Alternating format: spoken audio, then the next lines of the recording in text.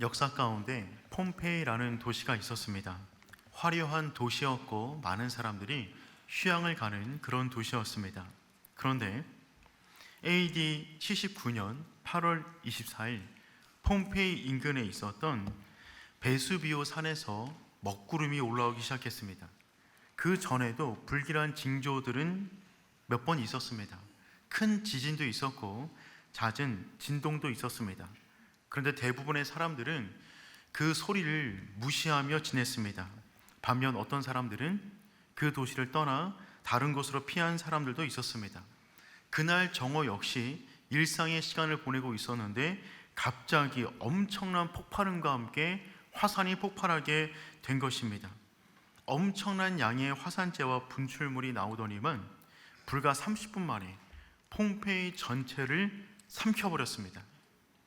그 사건 이후에 1592년 많은 학자들이 발굴을 통하여 그 당시 사람들이 어떤 모습으로 죽었는가를 복원해 놓았습니다. 그 뼈마디를 기준으로 하여 그들의 모습을 복원해 놓은 것입니다. 그런데 대부분의 사람들이 식사를 하다가 잠을 자다가 일상의 생활을 하다가 갑자기 덮친 화산재에 그냥 죽임을 당했다는 것입니다. 평소와 다를 바 없는 삶의 모습으로 그냥 그 모습 그대로 죽은 것입니다. 이들은 폭발하기 전에 여러 가지 많은 징조를 느꼈습니다. 그런데 일상생활에 취해서 이러다 또 끝나겠지 하는 마음에 그 자리를 떠나지 않았던 것입니다. 그 전날에 1차 분출이 있었어요. 그때만 하더라도 탈출할 수 있었는데 그것마저 무시하고 있다가 다음날 갑자기 터진 화산에 온 도시가 30분 만에 역사 속으로 사라지게 된 것입니다. 오늘 본문에 등장하는 여리고성 역시 폼페이와 마찬가지로 한순간에 무너져 버립니다. 여리고성에 있었던 모든 사람들은 이스라엘이 쳐들어올 것이라는 소문을 이미 듣고 있었습니다. 그런데 들었던 그 소문에 믿음의 결단을 내린 사람은 오직 라합 한 사람밖에 없었습니다. 오늘의 본문의 말씀은 여리고성보다 더욱더 분주하고 타락한 도시 가운데 살아가는 우리들에게 귀한 울림이 되어주고 있습니다. 우리 역시 이 시대를 살아가면서 수많은 경고음을 듣습니다. 특별히 하나님의 말씀을 들으면서 이렇게 살면 안 될 것 같은데 라고 하는 경각심을 갖기도 합니다. 과연 그러면 우리는 이 도시 속에서 어떠한 마음으로 살아가는 것이 맞을까요? 오늘 본문 속에 세속 도시 속을 살아갔던 라합의 모습을 통하여 이 도시 속에 살아가는 우리가 어떠한 마음으로 살아야 할 것인가 도전받는 시간 되었으면 좋겠습니다. 두 가지 주제로 오늘 본문의 말씀을 나누도록 하겠습니다. 첫 번째는 이것입니다. 말씀을 듣고 들은 말씀에 인생을 걸을 수 있기를 축복합니다. 말씀을 듣고 들은 말씀에 인생을 거는 것입니다. 두 명의 정탐꾼이 이스라엘 사람들도 모르게 여리고성 안으로 침투해 들어갔습니다. 그는 정말 조심조심 움직였을 것입니다. 그런데 첫 번째 들어간 집에서 발각되었어요. 스파이를 가장 잘할 수 있는 두 사람을 선택해서 내보냈는데 그들은 첫 번째 집에서 발각이 된 것입니다. 이제는 죽는구나 싶었는데 갑자기 라합이 그렇게 할 이유가 아무것도 없는데 그의 지붕 속에 숨겨두고 군인들에게 내려가 군인들을 다른 곳으로 빼돌립니다. 그리고 다시금 올라와서 그 정탐꾼들에게 이 땅에 대한 중요한 정보 4가지를 알려줍니다. 그 소식을 들은 정탐꾼은 그 자리에서 무릎을 꿇게 됩니다. 첫 번째, 라합은 무엇을 알려주었냐면 여호와 하나님께서 이 땅을 너희에게 주셨다는 것을 알려줍니다. 우리 9절 말씀 함께 읽어보겠습니다. 말하되 여호와께서 이 땅을 너에게 주신지를 내가 아노라. 정탐꾼들이 이 순간에 놀랐습니다. 왜냐하면 라합이 자신들이 믿고 있는 여호와 하나님을 알고 있는 것입니다. 일전에 이 땅에 누군가 들어온 적이 없을 텐데 자기들은 애굽에 있었고 40년 광야를 거쳐 이제 막 들어오려고 하는데 라합이 이미 여호와 하나님을 알고 있다는 것입니다. 더군다나 그 하나님이 이 땅을 너에게 이미 주셨다 라고 그들의 미래를 말해주고 있습니다. 그들은 지금 그 일을 위하여 이 땅 가운데 들어온 것인데 라합은 이미 그들의 목적과 의도를 알고 있었고 결론을 말해주고 있는 겁니다. 여호와께서 이미 이 땅을 너희에게 주셨다. 두 번째, 라합은 그들의 과거를 알고 있었어요.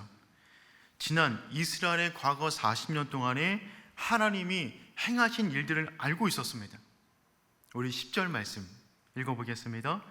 이는 너희가 애굽에서 나올 때에 여호와께서 너희 앞에서 홍해물을 마르게 하신 일과 너희가 요단 저쪽에 있는 아모리 사람의 두 왕 시온과 오게에 행한 일 곧 그들을 진멸시킨 일을 우리가 들었음이라.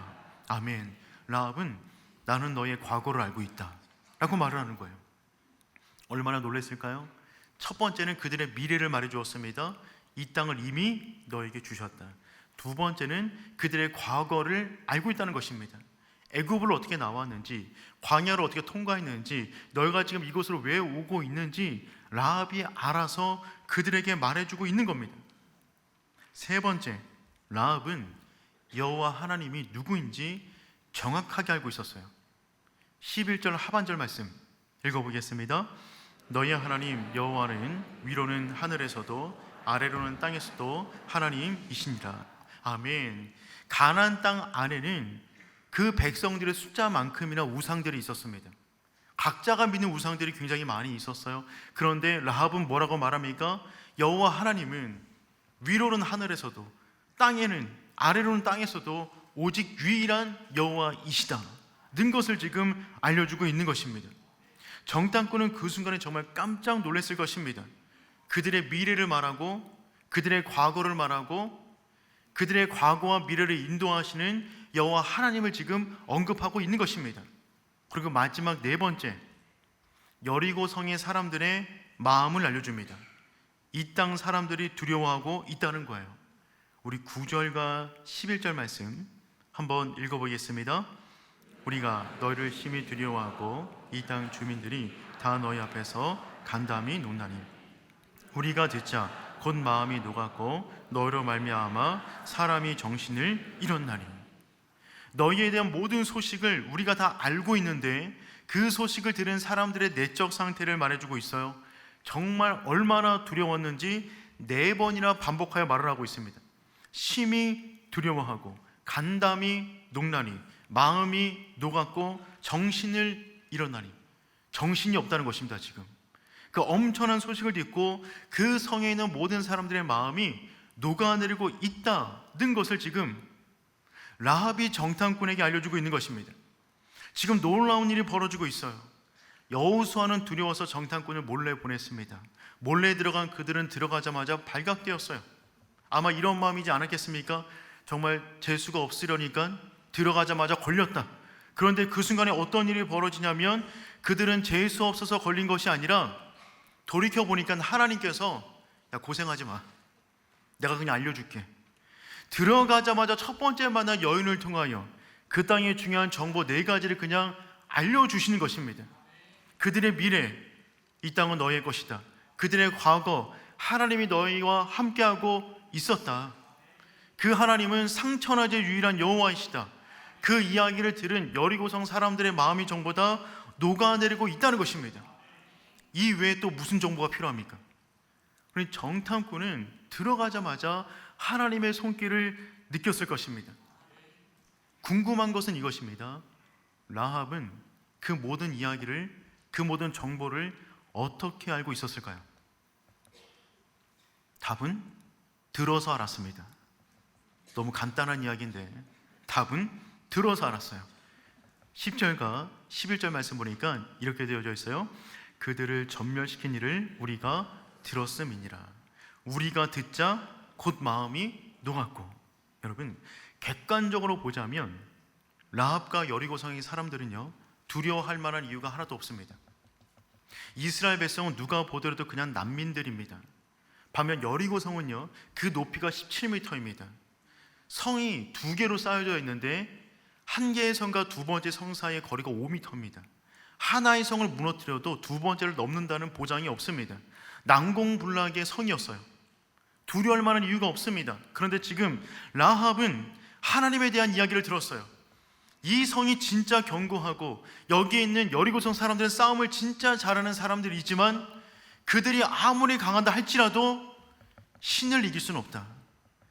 근데 그 여호와 하나님이라는 분이 어떤 분이냐면 한 번 자기 백성을 선택하면 그 백성을 위하여 애굽을 무너뜨리고 광야를 무너뜨리고 그 다음에 약속의 땅으로 반드시 인도해 들이신다 라고 하는 소식을 들었던 것입니다. 라합은 그래서 인간에게, 한 국가에게, 성에게 자기의 인생을 맡기는 것이 아니라 신이신 유일한 하나님에게 내 인생을 맡기겠다는 것입니다. 여러분, 믿음은 들음에서 옵니다. 모든 믿음은 듣지 않고는 생길 수가 없는 거예요. 성경은 분명히 말해주고 있어요. 로마서 10장 17절 말씀 우리 함께 읽어보겠습니다. 그러므로 믿음은 들음에서 나며 들음은 그리스도의 말씀으로 말미암느니라. 아멘. 사랑하는 성도 여러분, 믿음은 들음에서 옵니다. 너무나 단순한 이야기지만 단순하지가 않습니다. 우리의 믿음과 우리의 인생을 가를 만큼 너무나 중요한 이야기예요. 믿음은 들음으로 옵니다. 우리는 지금 그래서 인생 가운데 가장 복된 자리에 앉아 있는 줄 믿습니다. 하나님의 말씀이 선포되는 자리 가운데 앉아 있는 것입니다. 우리 인생의 최고의 복은 무엇입니까? 예배의 자리에 예배자로 앉아 있는 것입니다. 하나님의 음성이 들려지는 인생만큼 복된 인생은 없는 줄 믿습니다. 여러분, 말씀이 들려지기를 축복합니다. 말씀을 들을 수 있기를 축복해요. 말씀을 듣는다는 말은 우리의 청력이 살아있어서 그 소리를 분별할 수 있다는 의미가 아닙니다. 성경에서 말씀을 듣는다는 말은 무슨 말이냐면 귀가 열렸다는 말이 아니라 그 말씀을 듣고 말씀대로 살아가는 것을 말씀을 듣는다라고 얘기합니다. 단순히 귀로 들어서 지적인 정보를 얻거나 때로는 마음에 찔려서 때로는 위로를 받아서 마음이 평안을 누릴 수도 있습니다. 하지만 거기서 멈춘다면 들은 것이 아닙니다. 한쪽 귀로 왔다가 한쪽 귀로 나간 겁니다. 여리고성에 있는 모든 사람들이 라합이 들었던 동일한 것을 들었어요. 정보가 들어왔습니다. 그리고 마음이 녹아져 내렸습니다. 두려움에 떨었어요. 거기까지입니다. 우리가 주일마다 말씀을 들어요. 아, 이런 구절이었구나, 이런 내용이었구나. 때로는 그 마음에 감동도 받고 찔리기도 합니다. 그런데 거기서 멈추면 왔다가 나간 겁니다. 성경은 말씀을 들었다라는 표현을 들은 말씀에 인생을 거는 사람, 그 사람이 말씀 들었다라고 말하는 거예요. 우리도 그런 얘기 하지 않습니까? 집에서 부모님들이 자녀들에게 말을 합니다. 스마트폰 그만 말아. 한 번 말합니까? 아닙니다. 부모는 3번쯤 말했다고 하는데 아이들한테 물어보면 골백번 말했다고 합니다. 아이들이 그럽니다. 알았다고요. 몇 번을 말하십니까? 저 귀 안 먹었어요. 무슨 얘기예요? 들었다는 얘기죠. 그때 부모님은 뭐라 그럽니까? 말을 안 들어먹는다 그럽니다. 안 들었대요. 들었다는데 무엇을 말하고 있는 것이죠? 움직이는 것을 말하고 있는 것입니다. 움직이지 않으면 안 들었다는 거예요. 더 기분 나쁩니다. 들었는데 안 움직이면. 하나님의 음성을 들었는데 몰랐으면 모르겠어요. 들었는데 안 움직인다? 하나님 마음이 어떠실까요? 성경은 그래서 말씀을 들어야 된다고 강조하고 있는데 그것은 말씀에 대한 순종을 말해주고 있는 거예요. 그러니 사랑하는 성도 여러분, 말씀을 들을 수 있기를 축복합니다. 말씀을 들어 그 말씀에 인생을 걸면 하나님이 우리 인생까지 놀라운 일을 반드시 행하십니다. 그래서 우리는 말씀을 듣는 데 있어서 방해하는 모든 것들을 정리하셔야만 합니다. 1991년 전설적인 테너였던 파바로티가 자신의 데뷔 30주년을 기념하여서 영국의 하이드 파크 공원에서 공연을 열었어요. 그때 공연을 보기 위해서 몰린 사람들이 15만 명 이상입니다. 엄청난 인파가 파바로티의 음악을 듣기 위해서 이 자리에 몰려들었어요. 음악을 시작하려고 하는데 갑자기 폭우가 쏟아집니다. 오케스트라 전체가 비에 젖었어요. 사람들은 순식간에 반사적으로 우산을 폈습니다. 그 순간에 파버르티가 한 소절을 내뱉습니다. 제가 해보고 싶은데 자신이 없습니다. 그 순간에 어떤 일이 벌어졌냐면 우산을 피고 있던 모든 사람들이 우산을 접기 시작합니다. 왜요? 우산에 튀기는 빗소리 때문에 아름다운 파바르티의 소리에 방해가 될까봐, 자기의 뒤에 안 들릴까봐 우산을 접어버리고 비를 맞으며 그 소리를 경청하는 거예요. 여러분, 지금 접으셨습니까? 하나님의 말씀을 보다 정확하게 듣기 위하여 우리 가운데 마음과 생각과 인생을 정리하고 지금 이 자리에 앉으셨습니까? 그럴 수 있기를 축복해요. 토요일이면 저에게 홈페이지에 설교 나눔지가 올라옵니다. 주일날 오셔서도 그것을 보실 수가 있겠지만 여러분이 예배 가운데 은혜 받는 비법을 하나 알려드리겠습니다. 토요일 전날 밤에 출력하십시오. 그 답을 묵상하며 적어보세요. 주일날 말씀이 2배로 은혜가 크게 다가올 것입니다.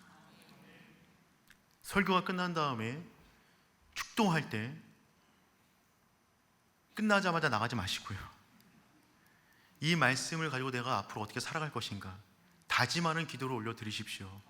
그러할 때 말씀이 단순히 귀로만 들리는 것이 아니라 우리 인생 가운데 울려 퍼지게 되는 줄 믿습니다. 힘들지만, 말씀대로 따라가는 것이 어렵지만 순종하다 보면 힘들었던 것이 힘이 들지 않게 되는 지점을 만나게 되고, 그 이후에는 그 말씀의 순종함 때문에 내 인생이 하나님의 은혜 안에 거한다는 고백을 할 수밖에 없는 순간들을 맞이하게 될 것입니다. 한 달 전에 아내와 함께 영화 한 편을 보았어요. 신의 악단이라는 영화였습니다. 어저께 살펴보니까 116만 명이 보았더라고요. 아마 이 중에도 보신 분들이 꽤 있을 거라고 생각이 들어집니다. 이 시나리오를 쓰신 분은 7번 방의 선물이라는 작품을 썼던 김한성 작가입니다. 그런데 이 내용은 1990년도 평양의 7곡교에서 벌어졌던 집회의 장면을 모티브로 하여서 영화로 만들었어요. 국제사회가 NGO를 통해서 북한에다가 이 발전기금으로 2억 달러를 주겠다는 것입니다. 단 한 가지 조건이 있었어요. 그곳에 교회를 세우고 부흥집회를 열어댑니다. 설교하는 사람은 본인들이 데리고 올 터니 너희가 찬양팀을 꾸려서 인도하고 있으면 그때 2억 달러를 건네주겠다는 것입니다. 그래서 북한이 가짜 찬양팀을 만듭니다. 신의 악단이라고. 그들은 안 믿는 사람인 줄 알았는데 알고 보니까 다 믿는 사람이었어요. 그런데 그 가운데 장교들은 안 믿는 사람이었는데 그 영화를 보면 중간에 찬양이 많이 나오거든요. 아, 정말 은혜되더라고요. 정말 은혜되는 포인트는 어디에 있냐면 가짜로 찬양하다가 진짜가 돼버리는 겁니다. 가짜로 기도하다가 갑자기 울컥합니다. 주님을 고백하게 되는 사건이 영화 가운데 벌어져요. 특별히 그 영화 가운데 주인공인 북한 장교 박교순이라는 사람이 있습니다. 이 사람이 타고 다니는 차가 혹시 몇 번인지 보신 분들 아세요? 1004번입니다.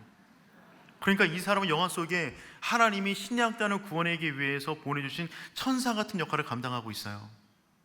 영화 마지막에 이 장교가 죽는 것처럼 연상되는 장면이 벌어지는데 죽었는지 안 죽었는지는 영화 가운데 잘 드러나진 않아요. 그런데 마지막 영화 엔딩 크레딧이 올라갈 때 배우들 이름이 나오잖아요. 그때 박교순의 이름은 박자를 빼고 교순자만 올라옵니다. 교순을 뒤집으면 뭐가 되죠? 순교가 됩니다. 아마 영화 감독이 의미 있게 무언가 코드를 집어넣은 것만 같습니다. 핵심은 이것입니다. 가짜인데 진짜처럼 하다 보니까 진짜가 돼버린 겁니다. 여기 있는 분들 전부 다 그런 과정 겪지 않으셨습니까? 끌려서 나왔어요. 찬양하는데 갑자기 눈물이 떨어집니다. 왜 이러지? 말씀을 듣는데 갑자기 아멘하고 있습니다. 이러면 안 되는데, 정신 차려야 되는데. 그런 시간들이 겹겹이 쌓이다 보니까 어느 순간에 살아계신 하나님을 만나게 되는 것이죠. 사랑하는 성도 여러분, 말씀을 들으셨습니까? 힘드시더라도 그 말씀을 따라 살아가십시오. 그러할 때 그 말씀에 살아계신 하나님의 능력이 우리 인생과 함께하게 되는 줄 믿습니다. 두 번째, 오늘 본문의 강조점은 무엇이냐면 예수 그리스도의 보혈 안에 거하라는 것입니다. 라합은 정탐꾼을 도와준 이후에 그들에게 한 가지 요청을 합니다. 자기에게 속한 모든 가족들을 살려달라는 것이었어요. 우리 12절, 13절 말씀 읽어보도록 하겠습니다.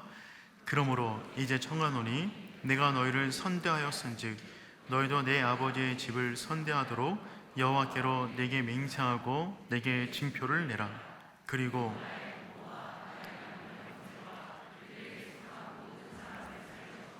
우리 목숨을 죽음에서 건져내라. 라합은 자기 혼자만 사는 것이 아니라 내게 속한 모든 가족들을 살려달라고 지금 요청하고 있어요. 정탐꾼들은 이 순간에 라합의 말을 들어주며 굉장히 중요한 말을 한마디 합니다. 18절 말씀 읽어보겠습니다.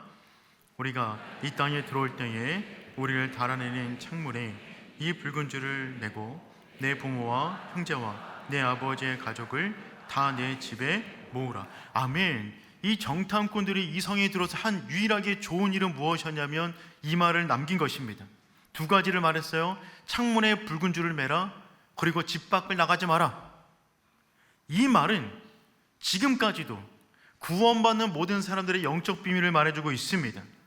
우리가 죄악된 도시 속에 살아가지만 이 두 가지를 지킬 수만 있다면 우리는 여전히 하나님의 사람으로 정체성을 가지고 살아가게 되는 줄 믿습니다.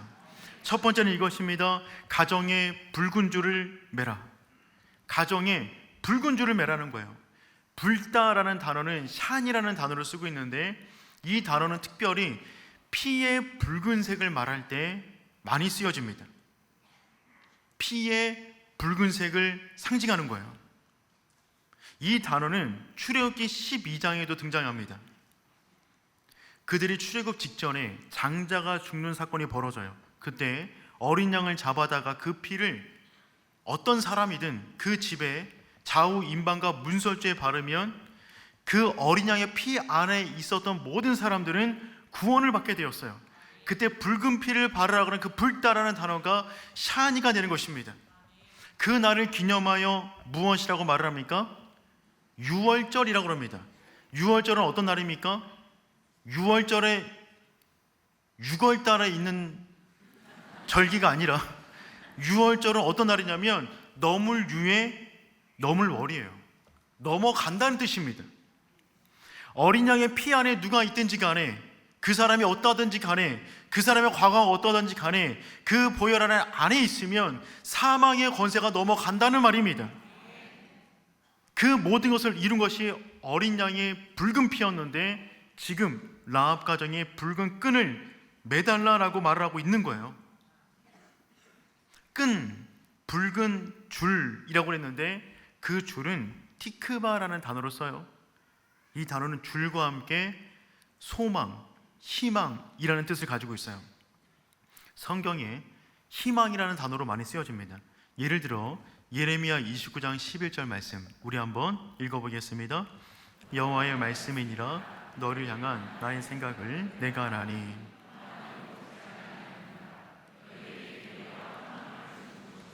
아멘. 미래와 희망을 주는 것이니라. 희망이 티크바입니다. 지금 무슨 얘기를 하고 있는 것이냐면 어린 양의 보혈을 너희 집에 바르고 그 다음에 삶에 어떤 문제가 있든지 간에 그 붉은 피를, 붉은 줄을 우리 가정의 유일한 소망으로 붙잡고 있다면 그 붉은 끈이 너희를 구원해 준다는 것입니다. 그러니 지금 라합은 누구에게 인생을 걸고 있는 것이냐면 이스라엘 백성에게 인생을 걸고 있는 것이 아니에요. 정탐꾼에게 인생을 걸고 있는 것이 아닙니다. 여리고성에게 자기 인생을 맡기지 않았어요. 누구에게 인생을 걸고 있는 것이냐면 붉은 줄, 붉은 끈, 그것만 바라보고 지금 전쟁터 가운데 버티고 있는 것입니다. 사랑하는 성도 여러분, 우리 가정을 향한 유일한 소망, 그 소망의 끈으로 예수 그리스도의 붉은 피를 붙잡을 수 있기를 축복합니다. 누구든지 붉은 피 아래 머물러 있는 모든 사람들은 그 사람이 어떠한가 상관없이 구원받게 되는 줄 믿습니다. 두 번째가 중요합니다. 절대로 집 밖으로 나가서는 안 됩니다. 붉은 끈 안으로 들어왔습니까? 잠시 있다 떠나서는 안 됩니다. 계속해서 그 안에 머물러 있어야 된다는 거예요. 여러분, 곧 전쟁이 벌어질 것입니다. 세상이 요동칠 것입니다. 죽음의 소리가 들릴 것입니다. 그런데도 붉은 끈 안에 머물러 있는 거예요. 라합의 입장에서 결코 쉬운 일이 아닙니다. 왜요? 여러분, 때가 되었어요. 이스라엘 백성 군대가 몰려왔습니다. 그런데 그 군사들이 아무것도 안 하고 성 주변을 돌고 있어요. 그 순간에 그 도는 모습을 가장 먼저 본 사람은 누구였을까요? 라합이었을 것입니다. 왜요? 라합의 집은 어디에 있습니까? 성벽 위에 있어요. 그 집에서 창문에 끈을 매달아 군사들이 도망쳤어요. 성벽 끝에 있다는 얘기입니다. 그러니 군사들이 도는 모습을 라합은 집중하여 바라보고 있었을 겁니다. 오늘이 그때구나. 뭔가 일이 벌어지겠구나. 그런데 아무 말도 안 하고 7번 돌더니만 갑자기 성이 와르르 무너져 버렸어요. 성이 무너질 때 가장 먼저 무너진 곳은 어디였을까요? 라합의 집입니다. 라합의 집은 성벽 위에 있었다고요. 그러니 성벽이 무너지는 순간 라합의 집도 주저앉아 버린 겁니다. 그 순간에 얼마나 두려웠을까요? 집이 무너졌고 파손되었고 곳곳이 무너져 있어요. 그 위로 이스라엘 군대들이 자신의 집을 짓밟고 안으로 들어가고 있습니다. 그 순간에 그 안에 여러분 같으면 있을 수 있겠습니까? 여기 있는 게 더 위험한데, 빨리 성 안으로 도망쳐야 될 것 같은데, 집이 무너지고 있는데 그 안에 버틸 수 있다고요? 쉽지 않습니다. 그러니 라합의 믿음은 정말 대단한 믿음이었어요. 그 순간에 라합이 어떤 마음 가지고 무너진 잔해 속에 있는 그 창문에 붙들려 있는 붉은 줄만 바라보며 있었을까요? 하나님만 바라보는 거예요.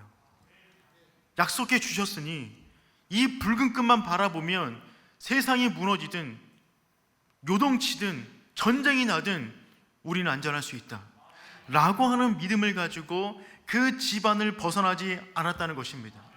사랑하는 성도 여러분, 그 믿음이 있기를 축복합니다. 이 세상의 소문은 굉장히 많습니다. 여러 가지 많은 이야기들이 있어요. 어떻게 해야 잘 된다더라, 어떻게 하면 망한다더라. 실제로 죽음에 대한 이야기, 여러 가지 많은 성공에 대한 이야기도 많이 있습니다. 그것이 안전한 것 같아서, 그것이 믿을 만한 것 같아서 예수 그리스도의 보혈을 내려놓고 다른 곳으로 가지 않는 우리 모두가 될 수 있기를 축복합니다. 라합은 자신의 인생을 하나님께 걸었어요. 여리고 성이 강했는데 그 강한 성 뒤에 숨지 않았습니다. 여리고에게 인생을 맡기지 않았어요. 지금 보기에는 든든히 서 있지만 라합은 알았습니다. 이 성은 무너진다.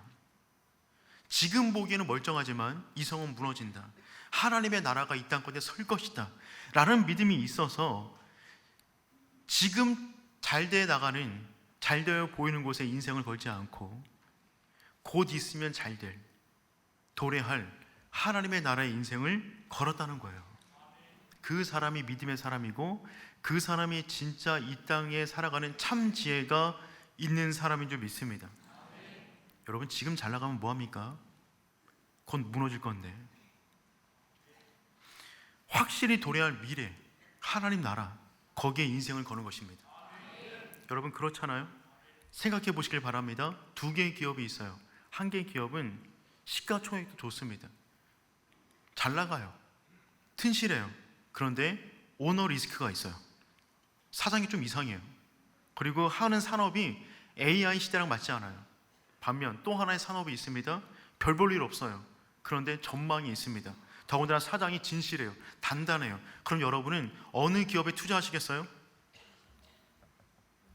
돈 없으세요? 어느 기업에 투자하시겠어요? 지금 잘 나가면 뭐합니까? 곧 망할 건데. 미래의 가치가 있는 기업에 투자하는 게 맞잖아요. 1998년 스탠퍼드 대학생이었던 두 사람이 의기투합해서 검색 엔진 하나 만들었습니다. 근데 당시 사람들은 그것에 대한 가치를 몰라가지고 아무도 투자하지 않았어요. 더 이상 돈이 없어서 개발할 수가 없었습니다. 그때 지도 교수님께서 한 사람을 소개시켜 줍니다. 선 마이크로 시스템의 창업자 되는 앤디 백톨샤임을 소개시켜 주었어요. 두 대학원생은 그분을 찾아갑니다. 그분은 바쁜 사람이라 딱 10분을 줍니다. 현관에 서서 10분간 나에게 당신이 하고자 하는 산업을 설명해 달라. 그 대학원 두 명은 10분 동안 자신이 하고 싶은 것들을 마구마구 말하기 시작했어요. 그 말을 들었던 백톨샤임이 갑자기 수표책을 꺼내더니만 그곳에 10만 달러를 써줍니다. 그때 기준으로 1억 1,700만 원이에요. 커요? 작아요? 우리 다 그 정도는 있잖아요. 그 정도 1억 한 1,000만 원 정도 되는 돈을 줬고 받아야 되는데 본인들은 은행 계좌도 아직 개설하지 않았어요. 단지 그 수표 수취인에다가 자신이 세우려고 하는 기업의 이름을 썼습니다. 그 기업은 무엇이냐면 구글입니다. 구글이라고 씁니다. 그리고 어떤 일이 벌어졌냐면 2016년 이 기사가 나왔을 당시 2016년 당시 백톨샤임이 1억 1,000 투자했는데 2010년도에 그 가치가 2조까지 올라갑니다. 안 놀라시는 게 정말 놀라운데요. 1억 투자해서 2조를 번 겁니다. 17,100원 올라갔어요. 이거는 2010년 기준입니다. 지금으로 보면 2조도 작죠. 훨씬 더 많이 올라갔을 것입니다. 백톨샤임은 지금은 아무것도 없지만 미래 가치가 있는 것에 투자할 만한 눈이 열려있는 사람이었어요. 라합이 지금 백톨샤임처럼 인생을 거는 것입니다. 가장 확실한 미래를 보고 있는 것이죠. 그것은 무엇입니까? 모든 사람은 죽어요. 그것에 인생을 거는 것입니다. 내 죽음 이후의 인생마저도 책임질 하나님, 여호와 하나님에게 자신의 가정 모든 것을 올인하고 있는 거예요. 사랑하는 성도 여러분, 그 믿음 있기를 축복해요. 올바른 선택을 할 수 있기를 축복합니다. 결국 라합 가정은 구원받았어요. 그런데 구원받은 것에서 끝나지 않습니다. 이후 이야기가 더욱더 아름답습니다. 라합은 결혼하게 돼요. 살몬이라고 하는 믿음 좋은 남편을 만납니다. 그런데 살몬의 아버지가 누구냐면 나손이에요. 이 나손이 누구인지가 중요한데, 이 나손은요, 민수기 1장 7절 말씀 보면 이런 말씀이 있습니다. 유다 지파에서는 암미나답의 아들 나손이라. 지금 이스라엘 백성이 출애굽하였을 때 유다 지파의 족장의 이름을 말해주고 있는데 나손이라는 것입니다. 나손은 보통 인물이 아닙니다. 12지파 가운데 대표하는 지파 유다 지파의 수장이었어요. 나손이라. 광야를 행군할 때 유다 지파가 맨 앞에 섰는데 그 맨 앞에 선 사람 중에서도 앞에 선 사람이 나손입니다. 실제적인 이스라엘의 지도자라고 할 만합니다. 광야에서 성막을 세웠어요. 그 성막을 세울 때 가장 먼저 봉헌한 사람이 나손이에요. 민수기 7장 12절 말씀, 첫째 날에 헌물한 자는 나손이라. 이 사람은 보통 사람이 아닙니다. 더군다나 이 사람은 대제사장 아론의 처남입니다. 출애굽기 6장 23절, 아론은 나손의 누이 엘리세바를 아내로 맞이하였고, 그러니까 나손의 한쪽 피 안에는 대제사장의 피가 흐르고 있는 거예요. 그의 자녀에게 그 피가 넘어가겠죠. 그 자녀가 누구였냐면 살몬이었는데 그 유력한 가문의 아들을 라합과 결혼시킨 겁니다. 무엇을 알 수 있습니까? 라합이 구원받은 이후에 어떻게 살았는가를 짐작할 수 있어요. 아름다운 믿음의 여인으로 살았을 것입니다. 누구도 그래서 라합을 차별하지 않았어요. 그 가운데 나손은 자신의 아들을 라합과 결혼시킵니다. 그만큼 믿음이 아름다운 여인이었어요. 그리고 아들을 낳습니다. 그 아들은 보아스입니다. 보아스는 유력한 인물입니다. 그 보아스의 아내가 누가 됩니까? 룻이 돼요. 룻은 모압 여인이었어요. 보아스가 유력한 사람이었는데 왜 모압 여인 룻을 아내로 맞이했을까요? 자신의 어머니가 여리고의 기생이었는데 그 기생을 아무런 차별 없이 맞아준 이스라엘 공동체에 대한 감사한 마음을 가지고 모압 여인 룻, 그 여인을 아내로 맞이하지 않았을까요? 그 가문의 아름다운 이야기가 대를 이어서 더욱더 아름답게 흘러가고 있는 것입니다. 그리고 아들을 낳았어요. 그 아들이 오벳이고 그 아들이 이새고 이새의 아들에서 다윗이 나오는 것입니다. 그러니 라합은 다윗의 증조모가 됩니다. 다윗은 왕이 되었죠.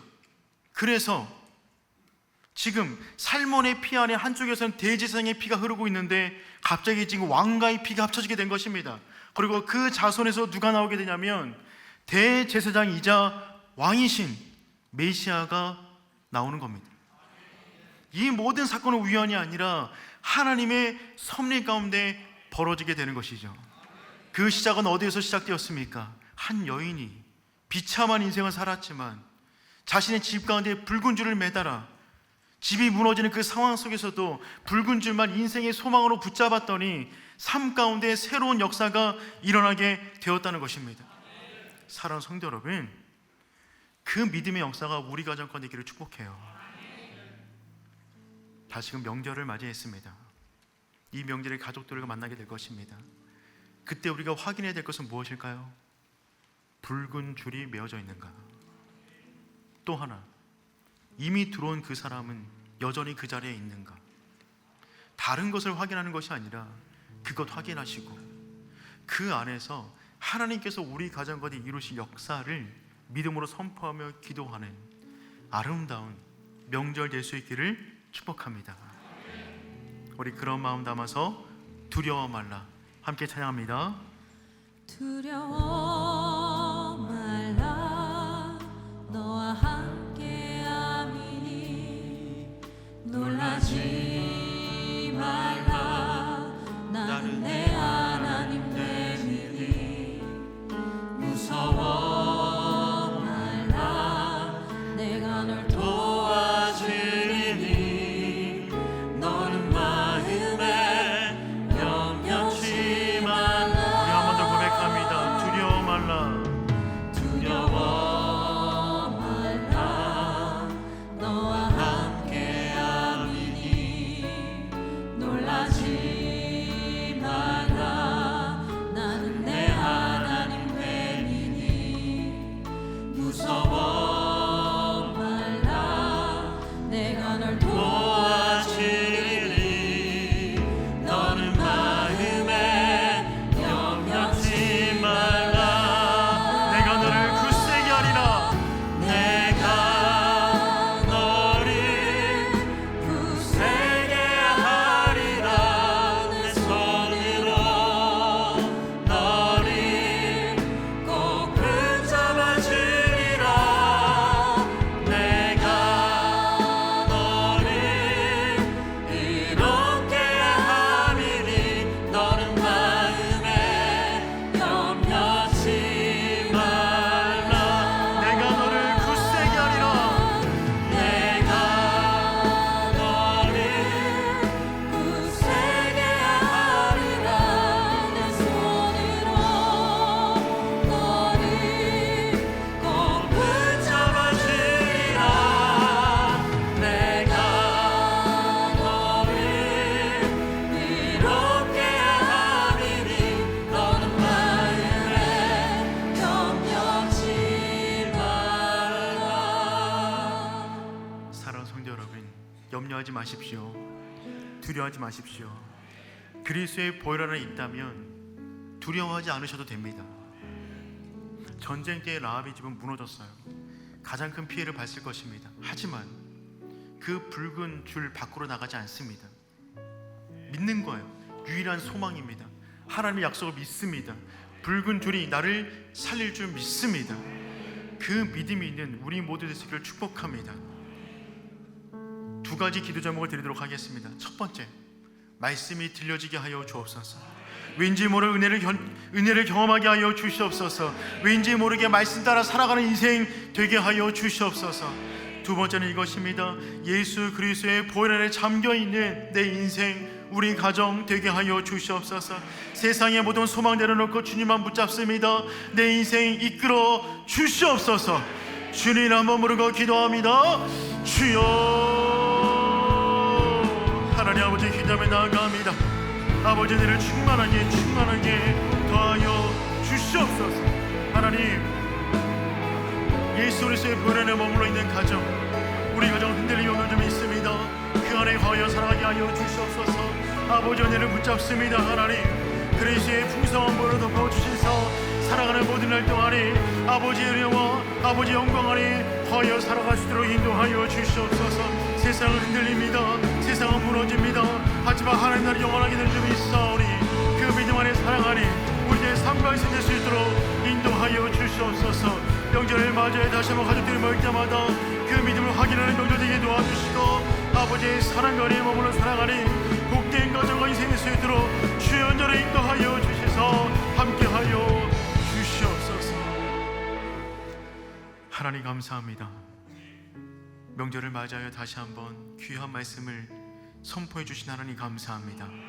하나님, 세상은 흔들리고 변하고 무너질 수 있지만 주의 말씀은 영원까지 서게 되는 줄 믿습니다.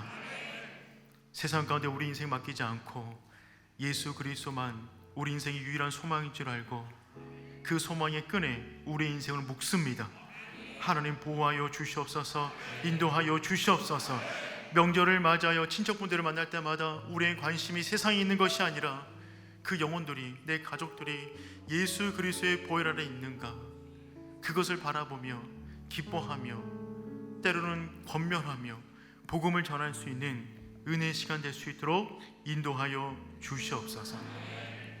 이제는 우리 주 예수 그리스도의 은혜와 하나님 아버지의 다함이 없는 사랑하심과 성령님의 인도 보호하심의 은혜가 세속 도시 속에 살아가지만 오직 예수 그리스도만 바라보며 살아가길 다짐하는 주의 백성 머리 위에 이제로부터 영원까지 항상 함께 하시길 축원하옵나이다. 아멘.